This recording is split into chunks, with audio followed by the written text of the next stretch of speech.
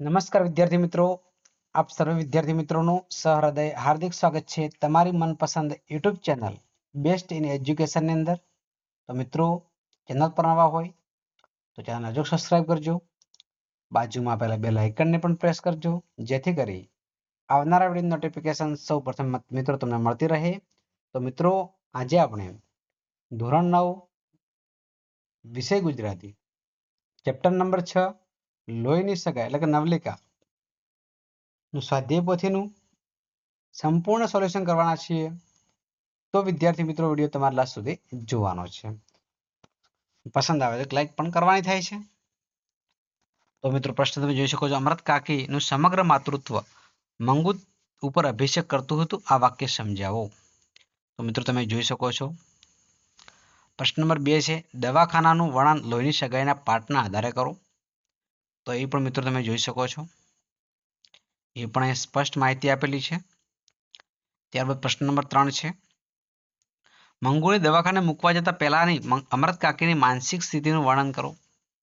તો એ પણ તમે જોઈ શકો છો।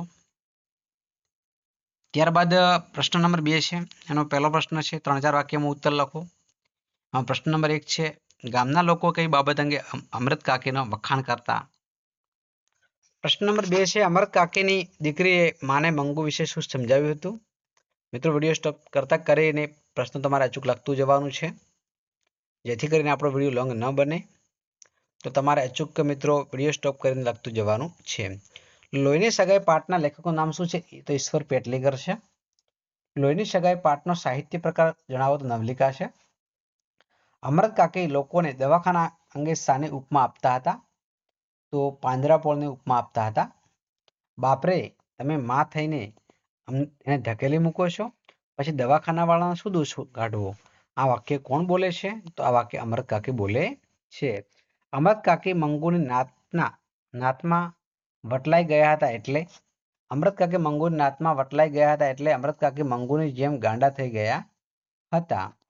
વહુઓ મંગુની ચાકરી નહીં કરે એની અમૃત કાકીને ખબર પડી ગઈ હતી। કેવી રીતે? તો વહુઓ મંગુની ચાકરી નહીં કરે એની અમૃત કાકીને ખબર પડી ગઈ હતી। કેવી રીતે? બેમાંથી એકે વહુને હજી સુધી સાથે રહેવા આવવાનું પોતાના આમંત્રણ આપ્યું ન હતું।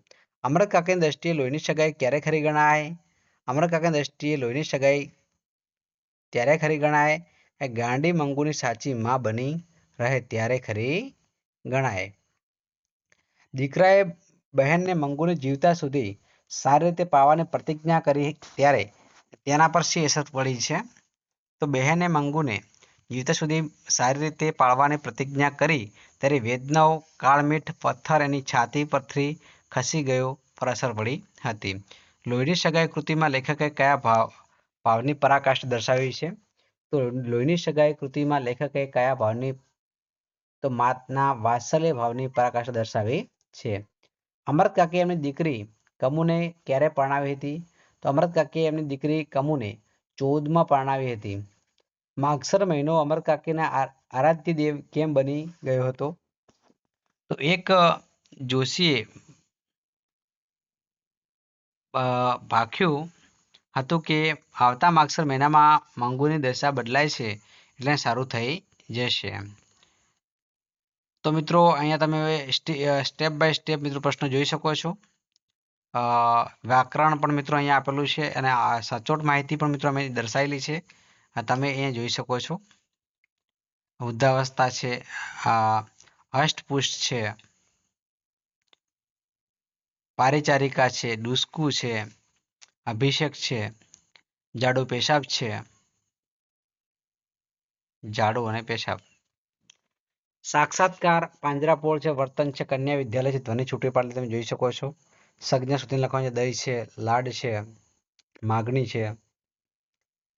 ત્યારબાદ મિત્રો વિશેષણ છે, ખોડો ગુણવાચક છે, બે એટલે સંખ્યાવાચક છે, મારી એટલે સાર્વનામિક છે, આરાધ્ય એટલે ગુણવાચક છે, એક એટલે સંખ્યાવાચક છે, સત વત્તા ધા એટલે શ્રદ્ધા છે, નિર્ણય નિશ વત્તા નાય એટલે નિશ્ચય છે, લોહી એક રક્ત છે, ઢોર એક પશુ છે, ઉપમા એક સરખામણી છે, આરાધ્ય એક ઉપાસક છે, ટેકો એક સમર્થન છે, વાટ એક પ્રતિજ્ઞા છે, બિહામણી એક વિકરાળ છે, વેદના એક પીડા છે। ત્યાર મિત્રો પૂર્વ પ્રત્યય 8 છે, તર છે આ દર્શકવાચક છે, એ પુરુષવાચક છે, આમ પ્રતિવાચક છે, આ જે સમયવાચક છે આટલા જથ્થાવાચક છે, જીવતર નિરંતર થવું એટલે જીવતરમાં ધૂળ હોવું, શોકમગ્ન થઈ જવા એટલે શોકના વાદળ છવાઈ જવા, એક જ વિચાર આવ્યો કરતો હતો, એક જ તંબુરો વાગી રહ્યો.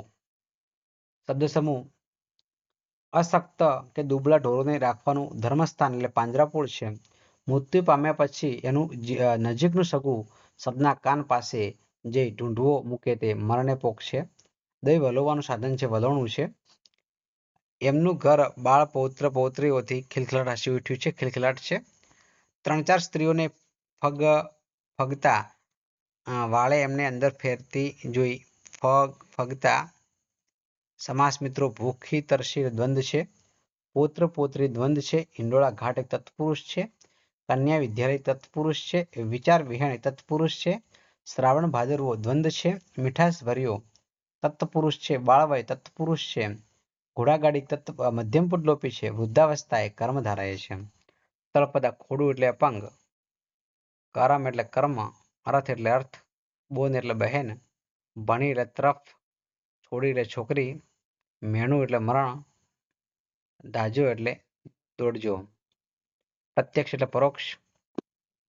વિરોધી છે મિત્રો, વખાણ એટલે નિંદા છે, મૂંગું એટલે વાંચાળ છે, ભીનું એટલે સૂકું છે, વ્યક્ત એટલે અવ્યક્ત છે, સંઘવા એટલે વિધવા છે, ભાન એટલે બેભાન છે, અળગું એટલે નજીક છે, પરાયા એટલે પોતાના છે, ટેવ એટલે કુટેવ છે. લિંગ શોધીને લખો. નપુંસકલિંગ છે દવાખાનું, સલાહ સ્ત્રીલિંગ છે, આંખ છે સ્ત્રીલિંગ છે, શરીર નપુંસકલિંગ છે, ઉપચાર એ પુલ્લિંગ છે, પરોઢ એક નપુંસકલિંગ છે.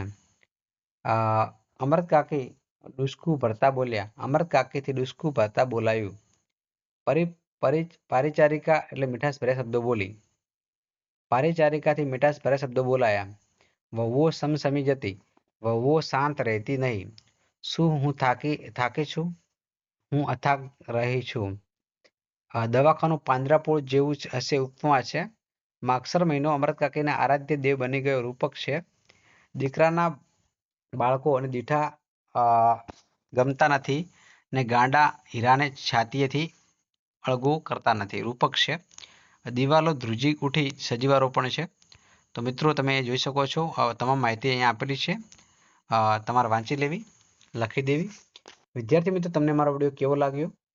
સારો લાગ્યો અચૂક લાઈક કરજો. ચેનલ પર નવા હોય, ચેનલ હજી સુધી સબસ્ક્રાઇબ ન કરી હોય, ચેનલ અચૂક સબસ્ક્રાઇબ કરજો.